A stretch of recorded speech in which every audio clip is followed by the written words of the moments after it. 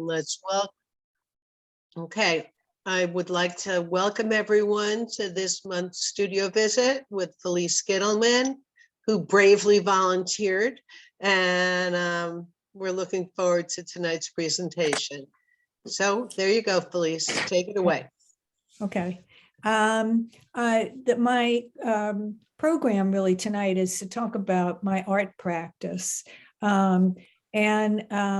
What you're looking at now is it's a photo that I took on the shores of San Jose, California. And I was drawn to it by its really spontaneous artifacts of, these dancing art, materials that were just left on the shores of the beach. And it's threaded through the presentation, different kinds of art techniques that I use, such as stitching and sewing, as ways of really my way of expressing my feelings and thoughts about what I saw. Okay, where's my next thing here? Okay. And in addition, it's a time, my whole study of recent, since I was in 2 years ago in graduate school, was really to reflect on my personal history and ancestry and to sew them together so I could really make my own story. And there are some themes that I do talk about. Story is one of them. Stitching is repair. Women's history in art having to do with a less favored art form, such as sewing, etc. So you'll see threads of that as we go through. I'm going to tell you a little bit about my family history, because it's tied into my stitching activities. And the gentleman on the left is my grandfather. And my grandfather was from Russia, and he was trained to be a tailor there. And so when he came to the States, he had a skill. Unfortunately, in Russia, there was a law called Shatsny, which prohibited Jews from sewing silk and linen together. And they were only allowed to repair used clothes. They could not create new ones. Anyway, I learned a lot. That's in the Bible. That prohibition is in the Bible, I believe. Oh, Shatsny, yeah. Shotness is, I believe, in the Bible. But he was someone, without realizing it, taught me a great deal. I spent a lot of time in his, my grandmother and grandfather's apartment. He had a sewing machine right in his bedroom. When you opened his closet, the zippers would pour out, and the threads and the fabric. I mean, it was always there. And if my grandmother needed a dress, she would say, "Hi, me, I need a dress." And so he would get to work and make the dress, and as a matter of fact, he made my dress for my Sweet 16 years ago. But he was really inspirational to me, just to also, first of all, as a man, also to be skilled in being able to sew as well. He had a delayed journey coming to New York. My great uncle, whose picture is on the right, my Uncle Dave, who was my grandmother's brother, he was the spearhead of bringing everybody to this country. And they formed, I think there were lots of organizations at that time, cousins clubs, to help people emigrate from, wherever they were coming from. My great uncle reluctantly brought my grandfather over because my grandmother was driving him crazy, Jaime, I need Jaime to be here. But there's different stories in my family of how he actually came to the country, which I'll share with you. If I can find my pointer. Where is it? Oh, here we go. Okay.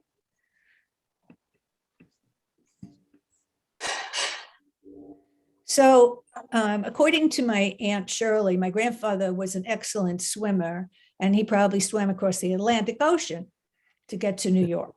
That was her story.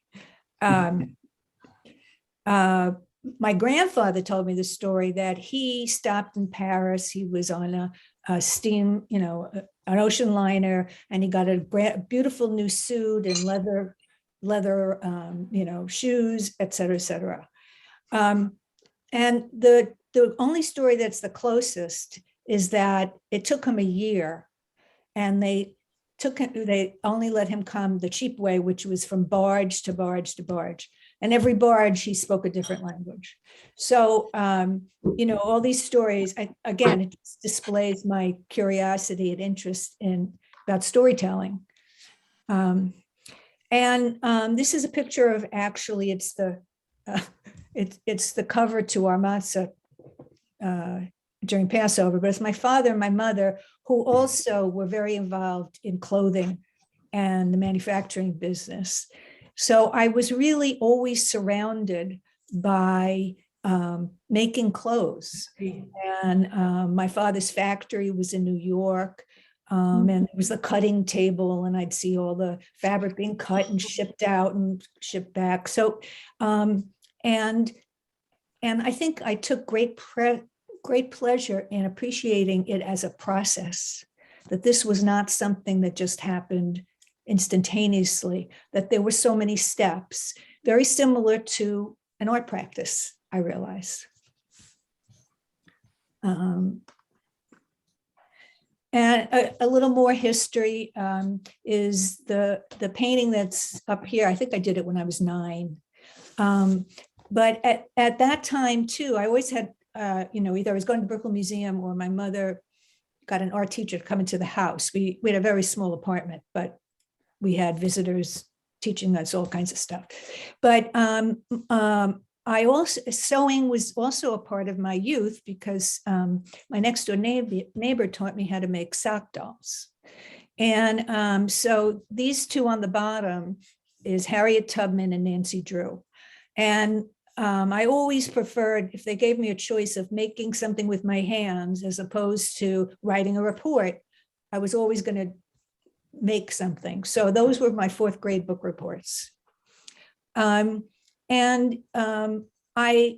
it stayed with me because when my daughter was born, I decided that I was going to make dolls, hopefully each year, from the sock that she had from the year before. And I tried to represent themes that I noticed at that age. So, for example, she was the Good Witch of the North for Halloween one time. So I kind of tried to replicate her costume. And this was, I think, just a mom thing of, she's so sweet. And I used porcelain to make the features. Later on, dolls came back, and this is really, it's a caricature of myself at my wedding. I won't go into the history, but there was a lot of crazy things that happened. And coming from a family that was very fashion conscious, I really felt I was in this, all decked out, basically. I'm going to let you listen to this. This is something I put together about what I know that I did during my graduate work. What I know.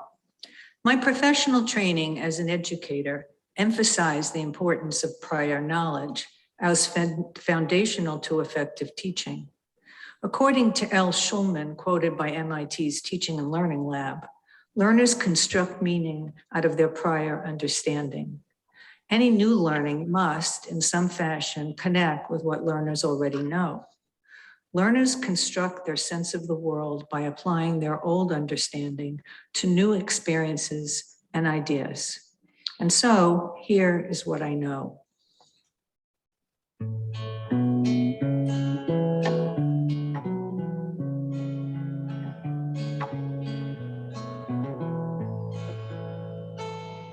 I'm passionate about using my hands to create since I was very young. 25 years teaching experience taught me that the nonverbal language of my body, from head to toe, is a powerful communication tool for building trusting relationships with children on the autism spectrum. My visual memory is exponentially stronger than any other memory path.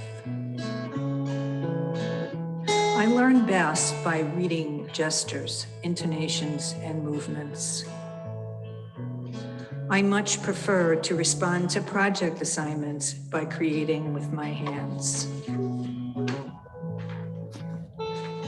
I am captivated by performance, theater, dance, music, watching my dentist prepare filling mixtures on his thick glass tray, observing the manufacturing process of women's clothing.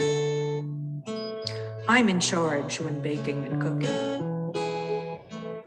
I treasure solitude, sat on the toilet of my family's only bathroom to orate my favorite poems out loud.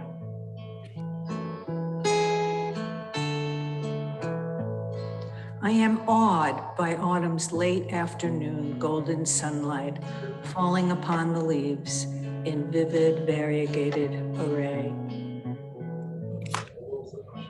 Creative thinking feeds my vitality. I know about love from my children. My identity is expressed through materiality. What I know. Oh, My You don't professional, need to hear it again. Whoops. what I,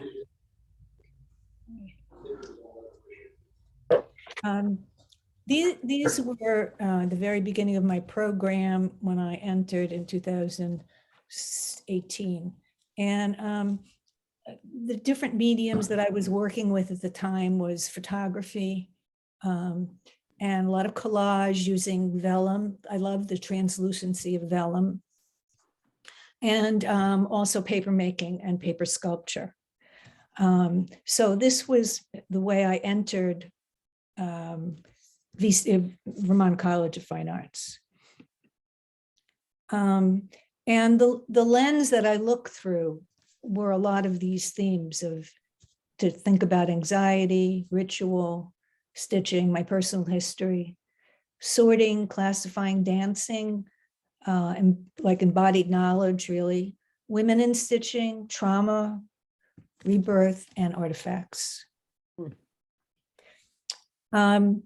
This is from my days as a special ed teacher. And it is, I put it up here because it helped me to be able to work by myself in my studio. I worked for a long time with children with autism, and their anxiety often is very high, and managing anxiety is a key to helping them be able to learn. So, and giving them visual supports, we call them, that are sequenced, so they know what they can predict and they can anticipate. And also they are non-transient, so they're always there, they're not going to disappear. It gives them a sense of reassurance. And also in certain schedule systems, after an activity is done, you actually physically put it away, so that the child has an understanding of how much more time they have to commit themselves before it's going to be done. And that informed my work during the first semester. I created what I call them avatars, because they seem to be sort of out of the world spiritual deities that have come down to earth. But I did it in a fashion that was very ritualistic. I decided I was going to start with a certain length of embroidery thread, 36 inches. I was going to have 2 buttons. I was going to first put 1 button on, then I was going to fold and sew these pieces of vellum that were really, that were fragmented photographs I had taken. And then at the end, when my yarn became short, I knew I had to end, and I could do the other button to finish it. And when I reflected on it, I realized that I was really doing this as a way of controlling my own anxiety. I knew I could then say, this one's done, and I can start on the next one. And here, this on the left-hand side My grandfather taught me how to make a loop that you put, like when you have a button on the back of a dress. So I attached the buttons in the same fashion as he had taught me. This is a picture. I did about 30 of them. And this one picture is in my studio in the process. And the other is as an installation at the college. And here are a variety of them and what they looked like. Okay. I found that once I did that, I decided to see what else I could do with the avatars. I had photographed them, and I took a course in photo transfer. And I learned a way to be able to make a film of the photograph that with certain substances, you can then lift it off of the film and transfer it onto another substrate. So in this case, I actually had collage materials underneath, but other people were putting it on glass, on metal, and a lot of other varieties of things. Then I shifted gears and I explored sculpture, which I go back and forth to. And I was really thinking about my ancestry and the Holocaust. And the image on the left, the sculpture on the left is a unfolded, what do you call it? Oatmeal container. I just unfolded it. And then I dipped it in, I took dirt and acrylic polymer, mixed it together, and I just painted it with the dirt, and then stitched on it. And the one on the right was also from a handmade paper piece that I had that had embedded wire in it, and I just undid it and turned it into something else. And I think, again, there are threads through what I'm going to talk about where I feel this transformation of from one thing to the other, for me, was salvation as a child. It was a way of managing trauma. I could, if something looked one way, I had the power to make it into something else. Now let me just find my, okay. And I'm coming back to telling a story. This was done by a student and on the spectrum. And it's very concrete, a story, but the story really is that there's a picture and there's a sequence, and these pictures are in sequence. They match the words, and they try to communicate a mutual understanding with other people. So with that, again, that idea was in my head, and this was my story that I put together as I transformed things that I found at the thrift store into something else. And I'll show you what that was. So for example, on the left, I got at Goodwill, I got a camisole, and I decided to just completely disassemble it and make it into something else. And I mean, I added obviously other things, but there was something very exciting to me about not knowing what it was going to be. And the same thing on the right, these were gaucho pants, like Indian cotton. And I ended up making this. She's a flamenco dancer, although she doesn't stand up. It actually was inspired by a film I saw called La Chana, which was about this very famous flamenco dancer who, even though she could not stand, continued to dance from a chair and and tapped on wood. So it was very inspirational. Another activity again that comes back to, I guess, learning is sorting and organizing, sorting and classifying. And I had tons of yarn from 20, 30 years. And I don't know, one day I just decided I was going to sort them. So I started sorting them and put them in, by color. And that inspired, and the other thing that inspired me was on the left. I had at a workshop taken, you can use a sewing machine and without the foot, take the foot off, and it's free form stitching. So you don't have a guide or anything, you can just roll around however you want to. So I used that to generate the next images. So I basically enlarged those journeys, so to speak, projected them, and then I stitched them onto handmade paper. And the colored images are photographs of on vellum, and then I stitched on top of, embellished it with the yarn as well. This series is, I call collections. And what I was really trying to do, again, with material and sewing, is to see or the pulling and translucency that can occur when you're thinking about memory. And the themes are really about stitching and different activities in stitching. Like, for example, the one on the left is really a comment on what when you have a button, you usually classically sew it onto a sleeve or something so you can button it closed. And my journey here was really trying to come out of that conventionality as a woman, and saying, well, how can we take this art form and make it unconventional, and do something that's not prescribed.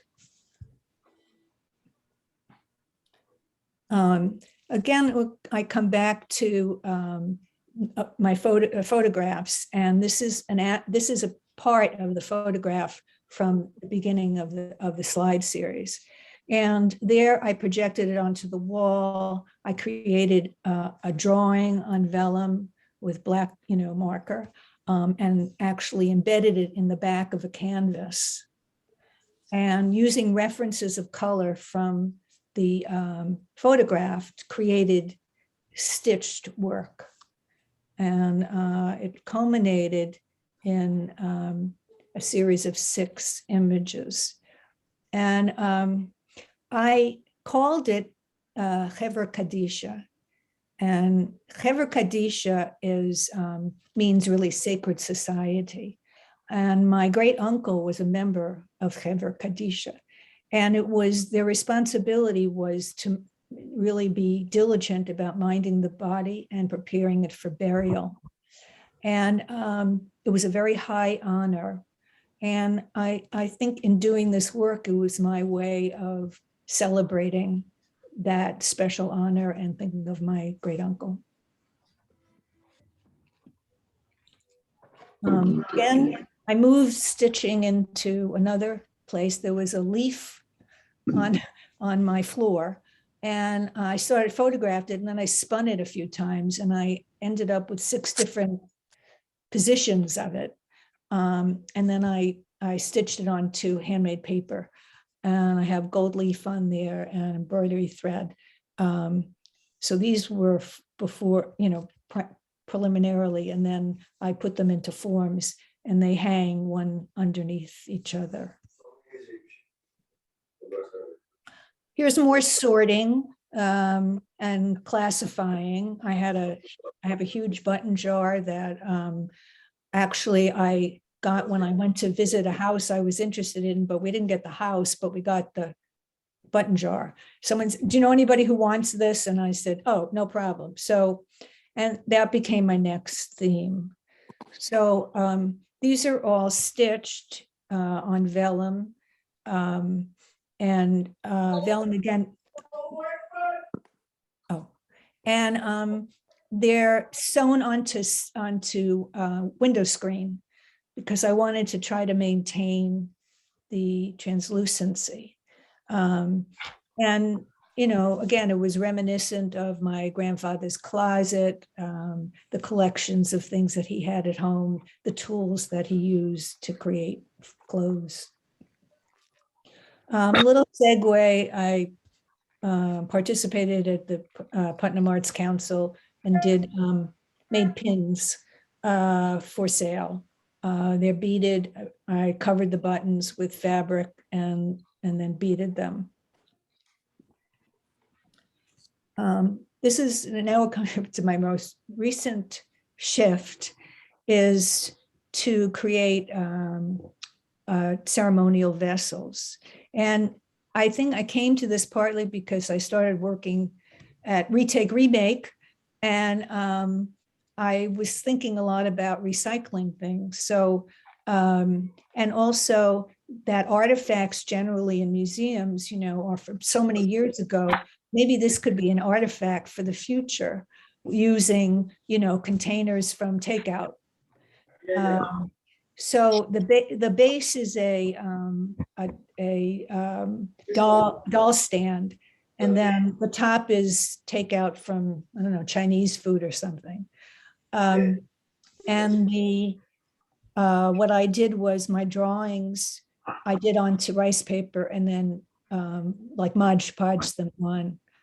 The little sacks are filled with lavender. And mirror, I thought was a way of reflecting. And this is the other piece I'm still working on, which again is a recycled dish with I cut the covers in half and then coated it with it's a paper mache clay that I make at home.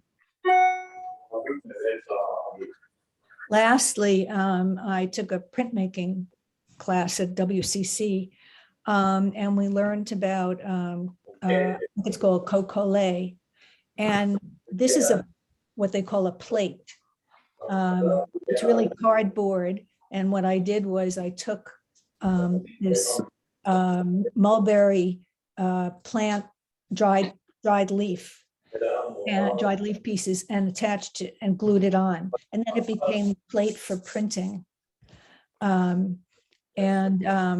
So these were the 3 pieces that I did using that method. And these are all on handmade paper as well. I didn't make the paper, but and that's it. My end is that I'm delighted that I'm collaborating with Ashley Steele at Body Access Studio, and during Open Studio, I'm going to be able to show some of my work, which is in the Flatiron building. That's it. Thank you very much.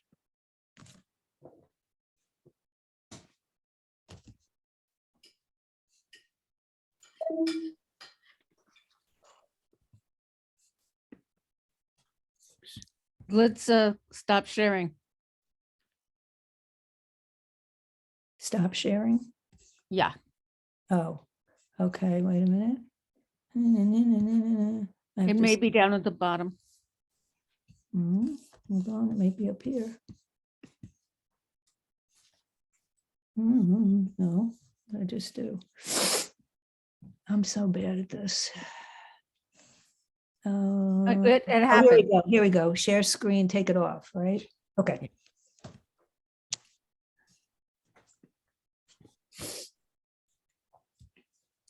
Robin, you're on mute.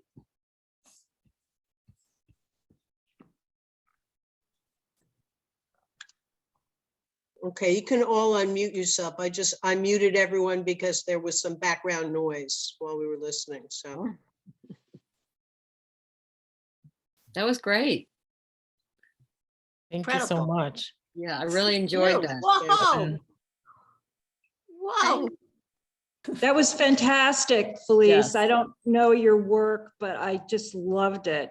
Very creative, and Thank you. I love the series that you work in, but you move on. You try a lot of different things, but these series are fantastic. Really beautiful. Thank you.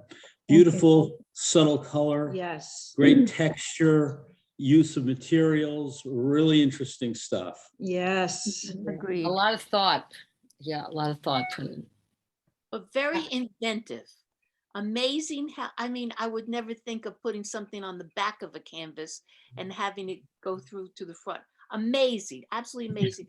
I also cherish the way you presented it through your history, you know, and your grandfather. What a beautiful memory of him. And I wish I had had the opportunity to meet him. He sounded like one incredible human being.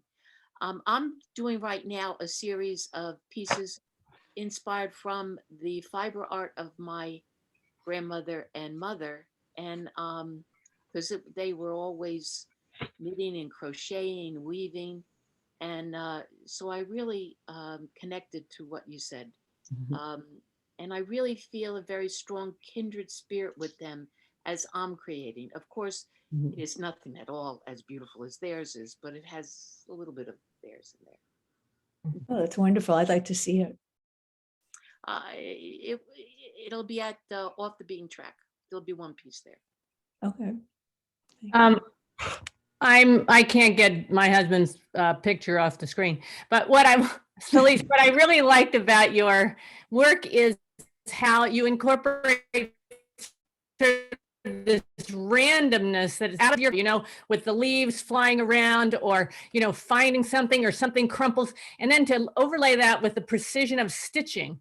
I think it's really interesting to have those two things come together in your work. And I think, I know personally, I would have to go one way all the way. So I think it coming together really makes this beautiful, eloquent, the shapes are just so organic, and they're not forced, but the way you stitch them is just fantastic.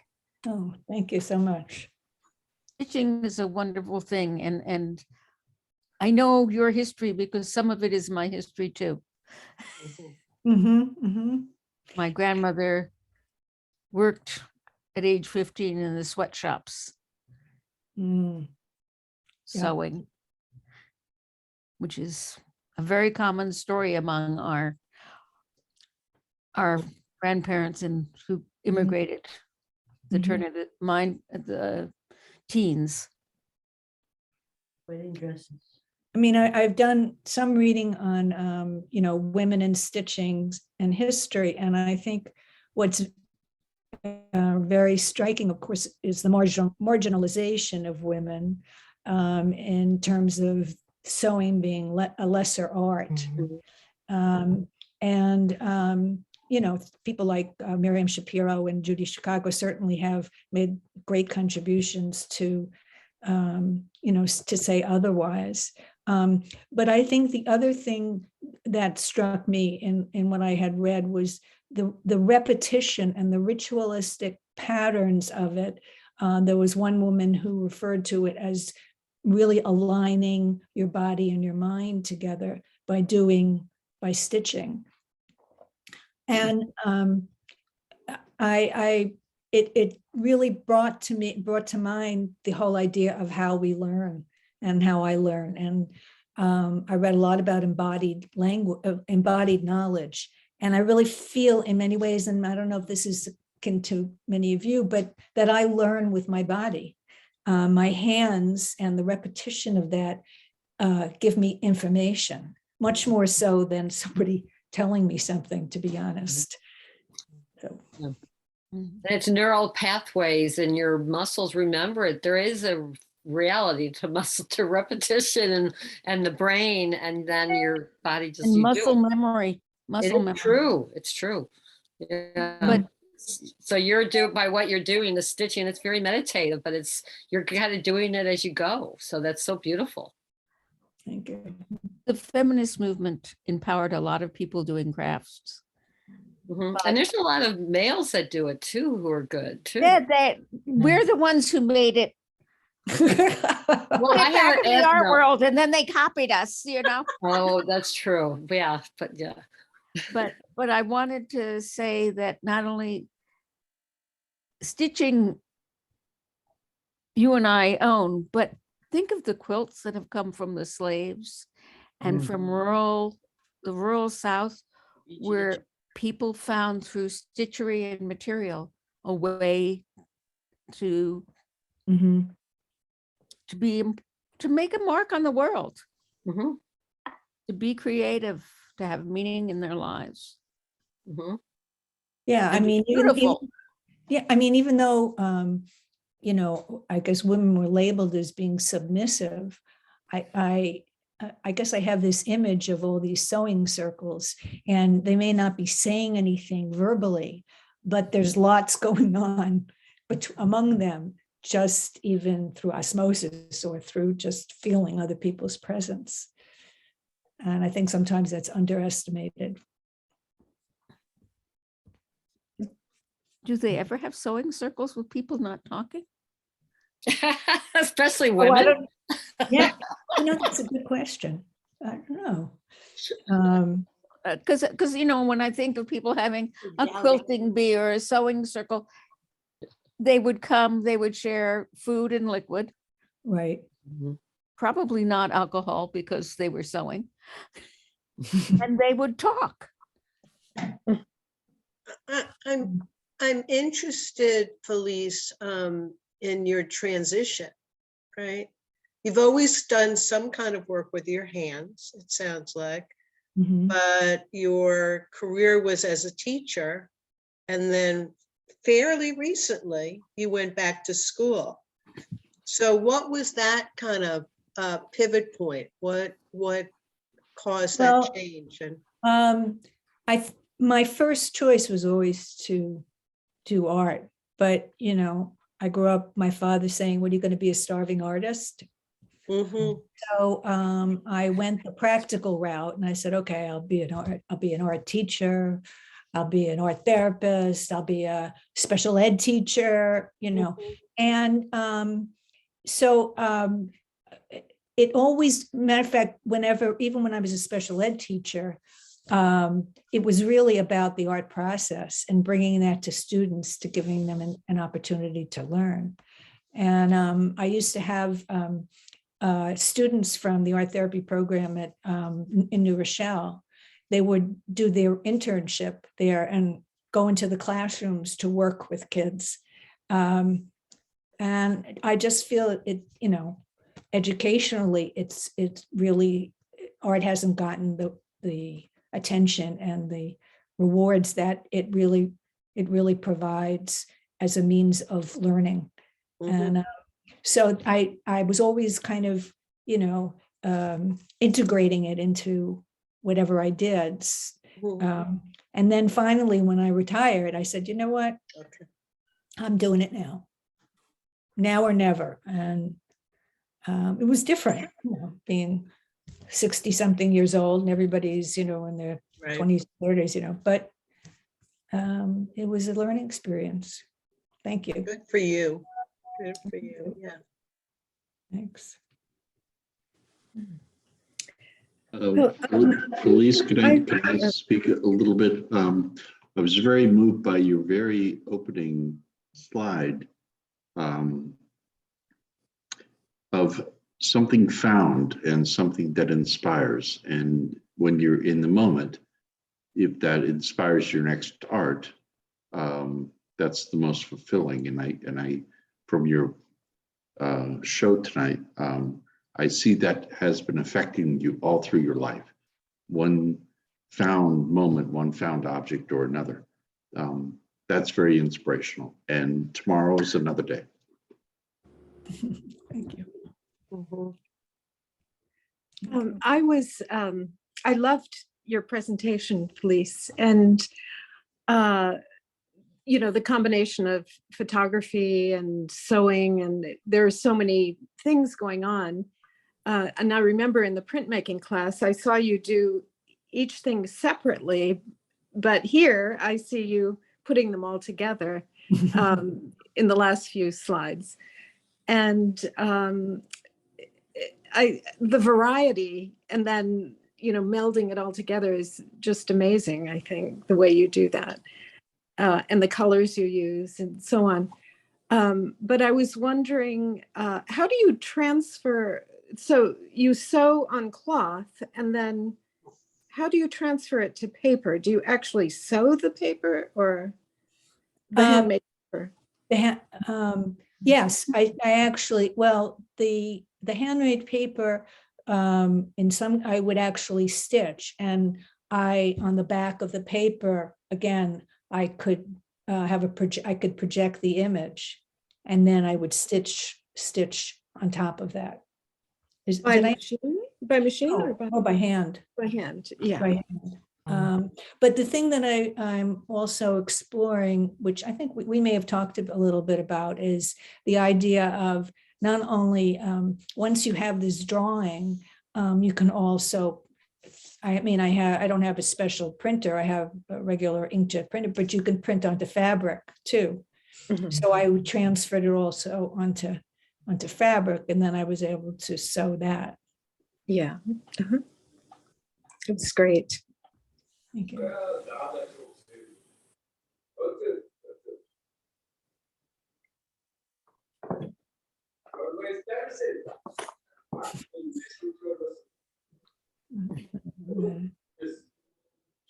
don't know who that is, but They're very passionate.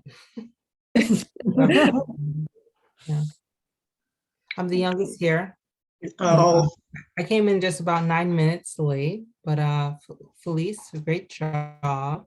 I love to be able to enjoy and learn from the masters, I'm gonna say. And I'm gonna touch on Barb. I think that's your name. I don't know if your husband's name, but like she said, it was very organic and smooth. And I love your style.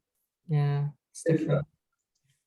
and you, Nika, you also incorporated in a number of your paintings yarn, right? Yeah, just a touch. Yeah.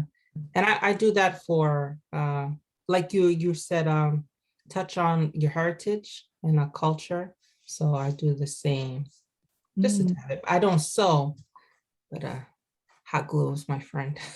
Yeah. Whatever works. Yeah. Right, right. Thank you. And so I think tonight is, for me, is another one of these examples. We know we see maybe one piece of each other's works when there's a group show, but we don't have a sense of the body of work until we sit down together like this, and it's really quite wonderful to see it all in kind of a context, and for you, a life context, right? Yeah, and to learn more about someone, the other parts of their life. I mean, the work informs, that teaching and that being in that world. But somehow you have such an interesting thought process in how you keep expressing it in your art. I have to say, I wish I had known about this years ago when my mother would come and visit and see spider webs. I could have said to them, don't get all upset. That's my inspiration for my work. Now, that would have been a really good, and it always was. I mean, yeah, beautiful spider web. How could you beat it, But it is, I mean, I want to go just, back. I just want to go back and just sit there and wait and look on the ground to see what there is, what magic is there on, where that moment. I just love that you're right there, Will, you're right. It should, that moment, that magic moment. Sometimes we're so busy doing, that sometimes you just have to stop and let that moment appear. Yeah. Oh, and your sculpture piece with the oatmeal can. Why did you choose the oatmeal can? Or to like style it in the way that you did? I had two thoughts. I mean, part of it was, I don't know if you remember that or have seen there was a Twilight Zone episode many years ago, and you just saw these characters inside something, and you didn't know what it was. And then in the end, it turns out it's a garbage can, Ah, and they're trying to get out. Oh, that's right. And I remember that. so there was that association, and also just about people being confined and, and all the horrible ways in which they were treated. mm, And not, obviously not just Jewish people, just the whole trauma of it in general really impacted me.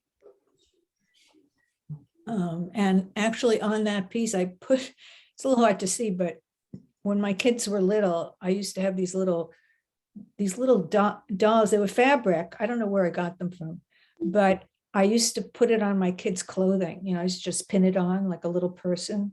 mm. So I used one of the little people to be hopefully escaping. Wow. Like worry dolls. Yeah. Hmm. Right. Yeah. Felice, have there been any major artistic movements or master artists or lesser known artists that have really influenced you, or cultural Yes. cultures? Well, there are several. I mean, it's funny, I'm moving more towards multicultural. I don't know what that exactly means. And folk art, I feel like that's where I'm headed. But artists that have inspired me are Ann Wilson and Topologies, and the way she handled the lace and took it apart and created something else. And also Annette Messager, I think is her name. She's a French artist who works in cloth and materials. Her work is breathtaking.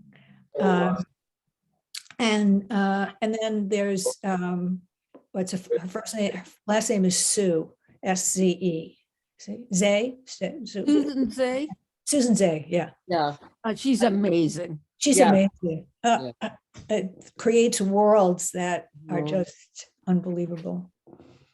So I'd say those are my inspirations mostly. And Louise Bourgeois for that matter too.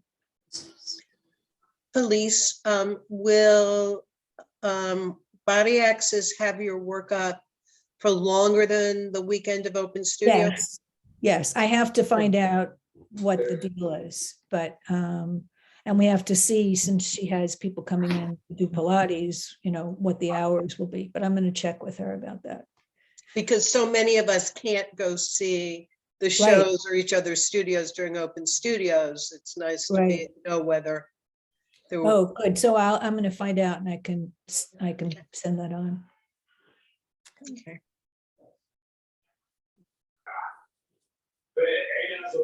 I'm going to put in another plug because I do see a couple of people here today who haven't hosted a studio visit. Can I talk you into doing one soon? Yes. Yes. We'll talk about a date. Okay. Okay. I know you're not shy, Will. Christine, now that you're in a nice big studio. Right, but there's a lot of stuff I'm moving around right now, so there's a lot of getting ready. So right now, later in the I would summer. love to do. I think we should do something as long as it's still COVID safe. I wear masks because it's just getting a little crazy around. But I think it would be fun to have like kind of alternate, do a visit to each other's studio on a set time. Maybe it's kind of have a gathering. live studio visits. Yeah, yeah, because it's, we're all going through the effort to spruce up our spaces and get our best work out there. And like you said, it's different seeing a body of work and Right. tucked around where you live. It's fun, so. Yeah.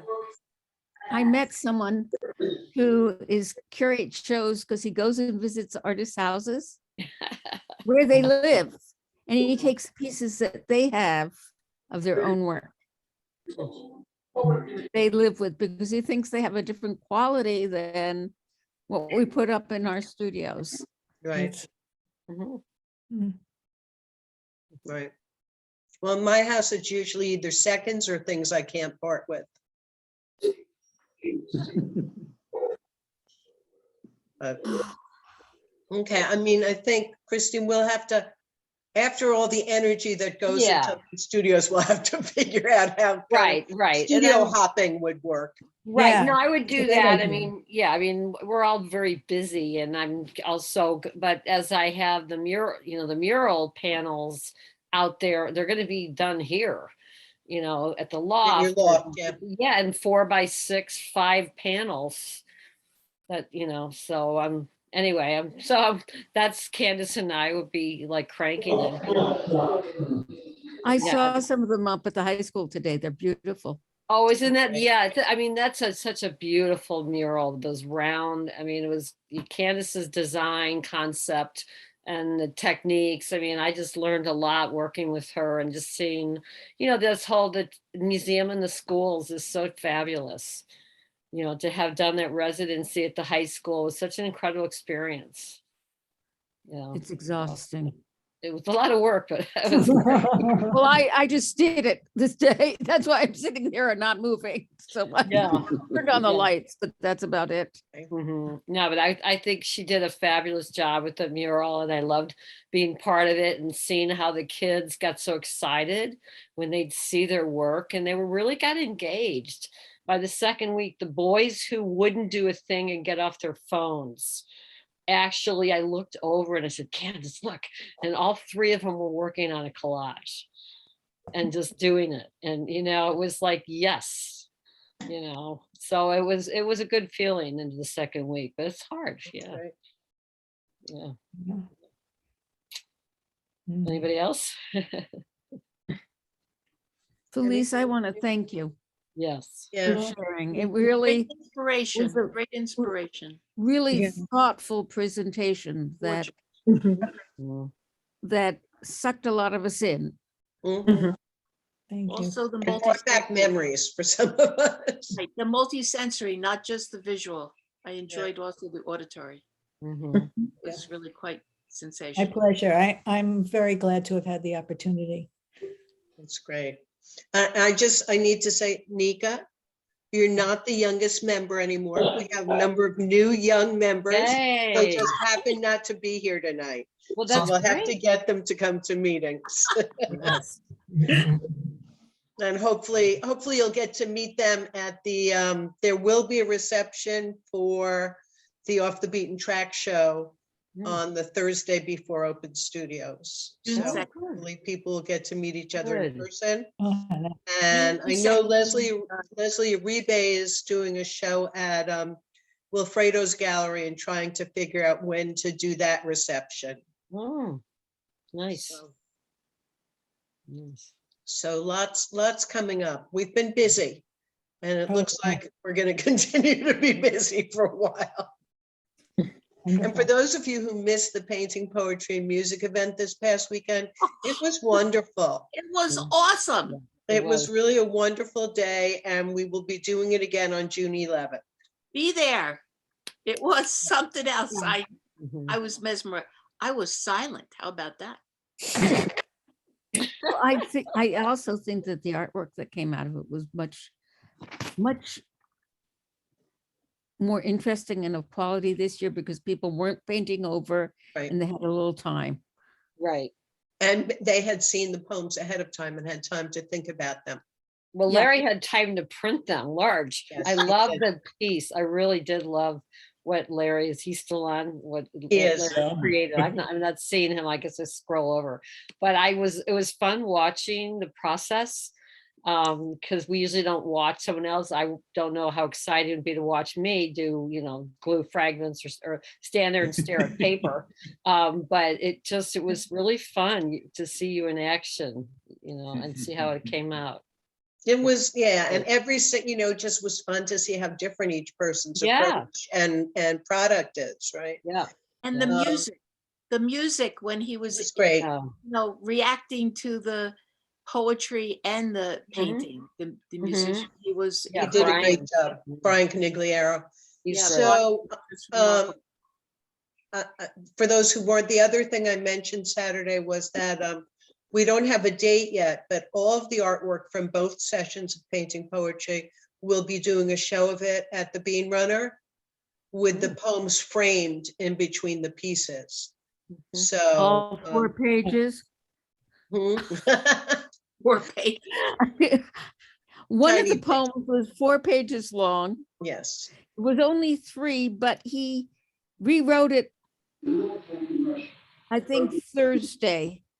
It was very emotional for him. So I may have been very emotional, but Friday was the day we had to go to print. I know.